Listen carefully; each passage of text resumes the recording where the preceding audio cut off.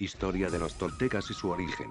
Período posclásico. Durante este período los toltecas fueron el grupo dominante de un estado cuya influencia se extendía hasta el actual estado de Zacatecas, y al sureste en la península de Yucatán. La relación entre los toltecas y los mayas del período posclásico ha sido objeto de controversias.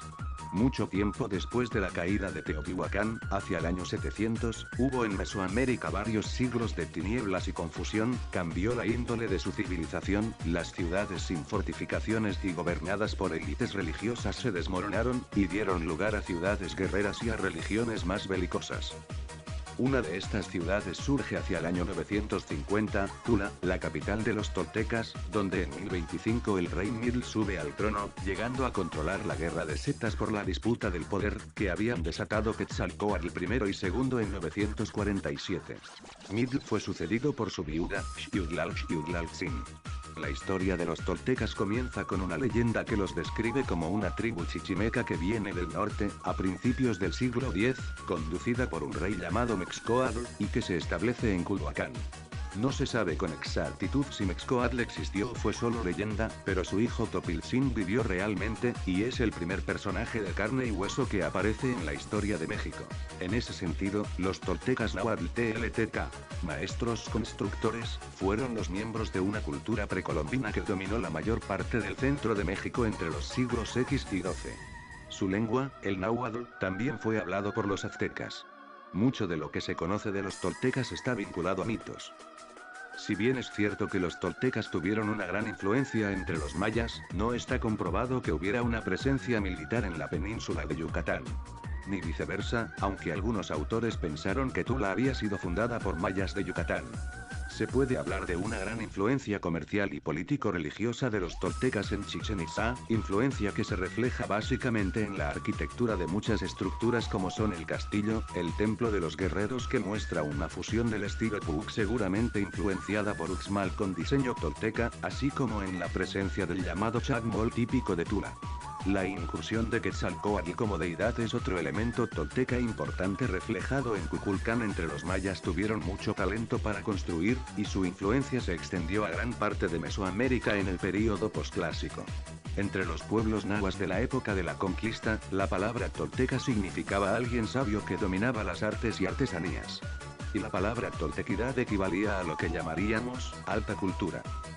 En 1941 un grupo de antropólogos mexicanos designó a la ciudad de Tula, en el estado de Hidalgo, como Toyan, la mítica capital de los toltecas, pero algunos arqueólogos, como Laurete Sejourne, criticaron la decisión, señalando que después de varias etapas de excavación no se había revelado una ciudad suficiente para justificar la leyenda de los toltecas, señalando que el origen de Toyan y de la leyenda debería ubicarse en Teotihuacán, siendo el pueblo de Tula uno de los refugios de los sobrevivientes de Teotihuacán, que por ello se ostentaban como toltecas. El historiador mexicano Enrique Florescano, del Instituto Nacional de Antropología e Historia, ha retomado esta interpretación, basándose en la mención de textos mayas anteriores a Tula, que se refieren a Teotihuacán como Toyan. Algunos afirman que la ciudad de Tula es un mapa de la traslación de Venus, es decir, de su recorrido alrededor del Sol. Cerca de la ciudad está una montaña llamada Xicuco que en náhuatl significa ombligo. Estos ciclos hacen referencias a las etapas de Quetzalcóatl para poder ser hombre, Dios, que representan las etapas de los humanos en el catolicismo: nacer, vida, resurrección.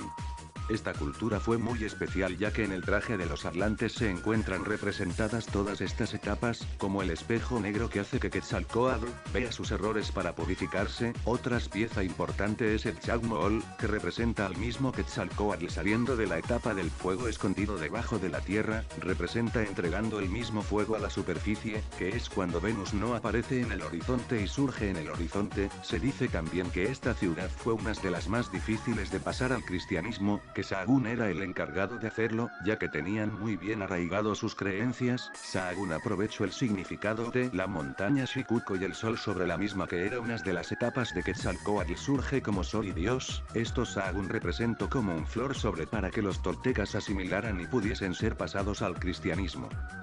Esta ciudad era envidiada por los aztecas, que en contraste con los toltecas tenían otra visión de Quetzalcóatl les había enseñado.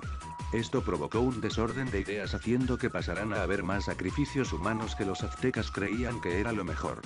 Con la invasión de los españoles, los aztecas confundieron a Cortés como la resurrección de Quetzalcóatl. Esto provocó la anulación de guerreros sobre ellos, quedando confundidos. También se dice en Tula-Toyan, ciudad de los toltecas, se fueron a enterrar las galletas rancias que Cortés dio como intercambio del oro. Arquitectura. Es indudable que los toltecas aportaron cambios importantes en cuanto a las normas arquitectónicas que existían en Mesoamérica en el siglo IX. Uno de ellos es el empleo de esculturas antropomorfas que sostenían con la cabeza el techo de una habitación, logrando así un gran espacio interior, como se aprecia en el templo de Tlahuizcalpantecutli, el Señor del Alba.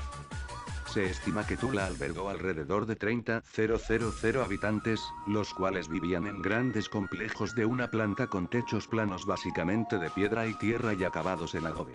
Excluyendo la zona ceremonial, el diseño de las zonas habitables de Tula refleja una planta cuadriculada que definía claramente los diferentes barrios.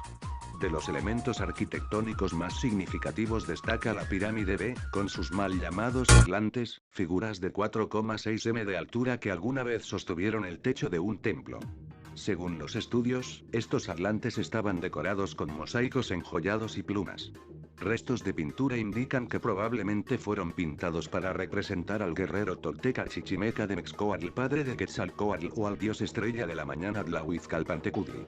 También construyeron columnas en forma de serpiente emplumada, con la cabeza al suelo y la cola hacia arriba, sosteniendo el dintel que formaba parte de la entrada a la gran habitación. En el ámbito doméstico poseían tres distintas clases de conjuntos habitacionales: el grupo de casas, las unidades residenciales y las residencias palaciegas.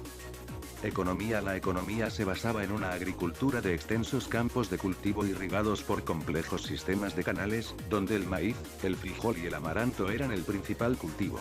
Al igual que en otros estados mesoamericanos, el comercio jugaba un papel fundamental para la obtención de materias primas y bienes de lugares muy alejados. Gastronomía. De acuerdo a investigaciones realizadas en Tepetitlán, área rural de Tula, Hidalgo, los especialistas Guadalupe Mastache y Robert Covean descubrieron que el amaranto era esencial en la alimentación de la cultura tolteca, ya que evitó que estas tribus pasaran hambrunas durante las épocas de sequías. Actualmente el amaranto produce alegrías, mezcla de este producto con la miel, el cacahuate y las pasas. El amaranto, Huautli o alegría, nombre con el que se le conoce en la actualidad, fue en época prehispánica un cultivo básico en diversas culturas del país, entre ellas la que se asentó en Tula, Hidalgo, como lo refieren evidencias arqueológicas y datos etnohistóricos sobre su cultivo. Por su parte, Nadia Vélez Saldaña, arqueóloga especialista en paleobotánica y miembro del equipo de investigadores de la zona arqueológica de Tula, explicó que esta semilla no solo fue importante para esta población de Hidalgo, sino también en toda Mesoamérica, debido a que era una planta fácil de cultivar, además de tener un alto grado de resistencia a las temporadas de sequías y heladas. Ubicación geográfica de la cultura tolteca. Los toltecas fueron un pueblo nómade que también habría incluido a los antepasados de los chichimecas. Los toltecas conquistaron la ciudad de Teotihuacán en el año 750 DC aproximadamente, y luego asentaron su población y su cultura. Ellos se establecieron en la meseta central en la zona que ahora abarcan los estados mexicanos de Tlaxcala, Hidalgo, México, Morelos y Puebla. Durante el desarrollo de su sociedad, una casta militar reemplazaría a los religiosos en la administración, formándose un gobierno militarista. Una prueba de la hegemonía cultural tolteca se refleja en la cerámica de Mayapán y Matlacinca, con símbolos utilizados por los tolecas que se encontraron en lugares muy lejanos de su territorio, por ejemplo en Costa Rica. Su capital, Toyanchicocotitlán, sería conquistada por los chichimecas en el año 1168 DC. Organización social. La sociedad tolteca se dividió en dos clases: el grupo privilegiado integrado por jerarcas, militares, funcionarios, el supremo gobernante y los sacerdotes, quienes estuvieron al servicio de la casta militar y se encargaban de atender el culto, los calendarios y la cuenta del tiempo. Los jefes guerreros subordinaron todas las actividades a sus intereses particulares. Conquistaron grandes extensiones territoriales para formar un gran imperio cuyas fronteras fueron solo superadas por los aztecas. La clase servil, integrada por los trabajadores agrícolas y artesanos, albañiles, alfareros, carpinteros, hilanderos, lapidarios, pintores y tejedores, entre otros.